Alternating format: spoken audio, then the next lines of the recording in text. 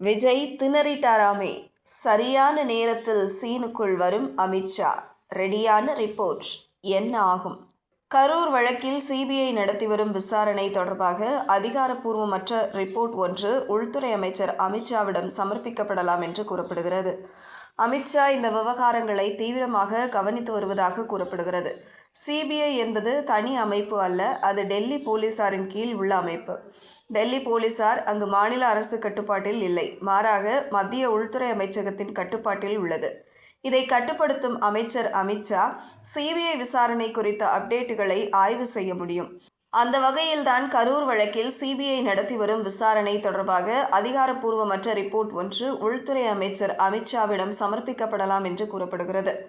முக்கியமாக விஜயிடம் மேற்கொள்ளப்பட்ட விசாரணைகள், அவர் சொன்ன பதில்கள் பற்றிய ரிப்போர்ட் அமித்ஷாவிடம் செல்லப்போவதாக கூறப்படுகிறது.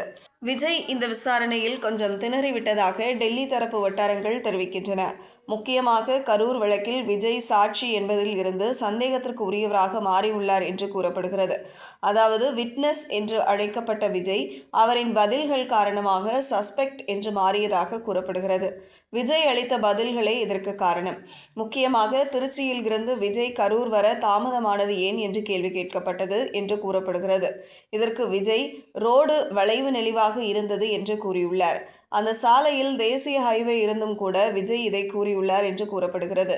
அதற்கு சிபிஐ, உங்கள் வாகனம் 1 மணி நேரம் இடையில் நின்றிருக்கிறது. உங்கள் போன், சேட்டலைட் தகவல்கள் அதை உறுதி செய்கின்றன. உங்கள் வாகனம் 1 மணி நேரம் நகராத நேரத்தில் நீங்கள் போனில் பேசியுள்ளீர்கள். அதற்கான ரெக்கார்டு உள்ளது. அந்த 1 மணி நேரம் ஏன் வாகனத்தை நிறுத்தி இருந்தீர்கள், எங்கே இருந்தீர்கள் என்று சிபிஐ கேட்டதாக கூறப்படுகிறது. இதன் காரணமாகவே விட்னஸ் என்று அழைக்கப்பட்ட விஜய் அவரின் பதில்கள் காரணமாக சஸ்பெக்ட் என்று மாறியதாக கூறப்படுகிறது. கரூர் துயரம் தொடர்பான சிபிஐ வழக்கு விசாரணையில் போலீசார் சொன்னபடியே நடந்தேன், விதிகளை மீறவில்லை என்று விஜய் கூறியதாக தகவல் வெளியாகியுள்ளது. ஆனால் இதை சிபிஐ ஏற்றுக்கொள்ளவில்லை என்று கூறப்படுகிறது. கரூர் துயரம் தொடர்பான வழக்கின் குற்றப்பத்திரிகையில் விஜய் பெயர் சேர்க்கப்பட உள்ளதாக தகவல் வெளியாகியுள்ளது. எஃப்ஐஆரில் விஜய் பெயர் இல்லாத நிலையில் சிபிஐ விசாரணை அடிப்படையில் பெயர் சேர்க்கப்பட வாய்ப்புள்ளதாக தகவல் வெளியாகியுள்ளது. இன்று நடந்த சிபிஐ விசாரணையில் சம்பவம் நடந்த இடத்திற்கு நீங்கள் தாமதமாக சென்றது ஏன்? கீழே பிரச்சனை நடப்பது உங்களுக்கு தெரியாதா? அபாயத்தை தடுக்க என்ன முயற்சி எடுத்தீர்கள்? அவ்வளவு கூட்டம் இருந்தபோது அதற்குள் ஏன் வாகனத்தை கொண்டு சென்றீர்கள்?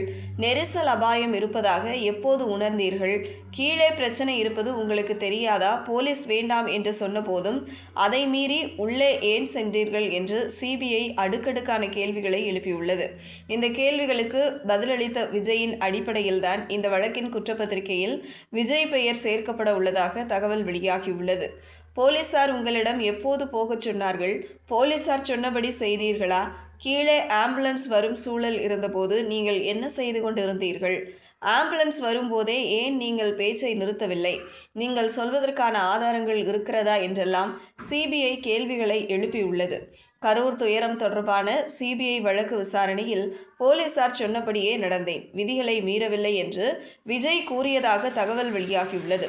ஆனால் இதை சிபிஐ ஏற்றுக்கொள்ளவில்லை என்று கூறப்படுகிறது. விஜய் அளித்த பதிலில், நான் போலீஸ் அளித்த விதிப்படியே நடந்து கொண்டேன். இதில் விதிகளை எங்கும் மீறவில்லை. போலீஸ் கூட்டத்தை சரியாக கையாளவில்லை என்று போலீஸ் மீது திருப்பும் வகையாக பேசியதாக கூறப்படுகிறது. ஆனால் இதை சிபிஐ ஏற்றுக்கொள்ளவில்லை என்று கூறப்படுகிறது. இதையடுத்தே போலீசார் உங்களிடம் எப்போது போகச் சொன்னார்கள்? போலீசார் சொன்னபடி செய்தீர்களா என்று சிபிஐ கேள்வி எழுப்பியதாக கூறப்படுகிறது.